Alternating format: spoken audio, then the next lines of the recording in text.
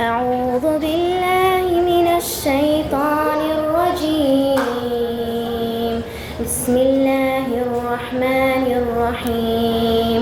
تبارك الذي بيده الملك وهو على كل شيء قدير. الذي خلق الموت والحياة ليبلوكم أيكم أحسن عملا وهو العزيز الغفور.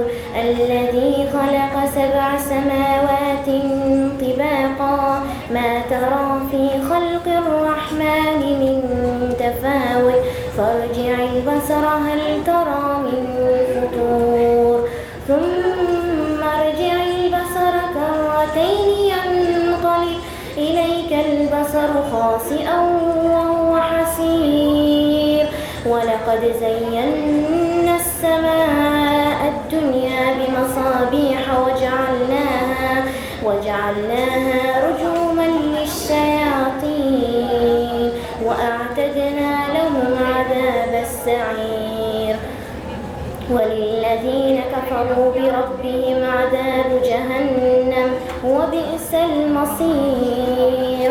إذا ألقوا فيها سمعوا لها شهيقا وهي تفور تكاد تميز من الغيظ كلما ألقي فيها فوج سألهم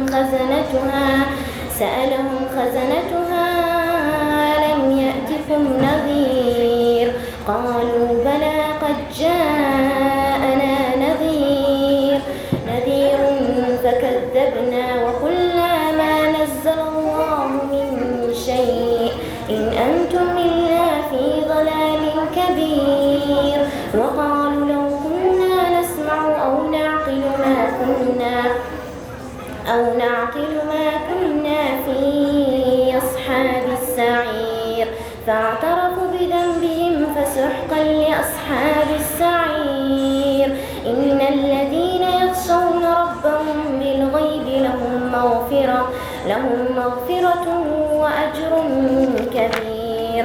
وأسروا قولكم أو اجهروا به إنه عليم بذات الصدور.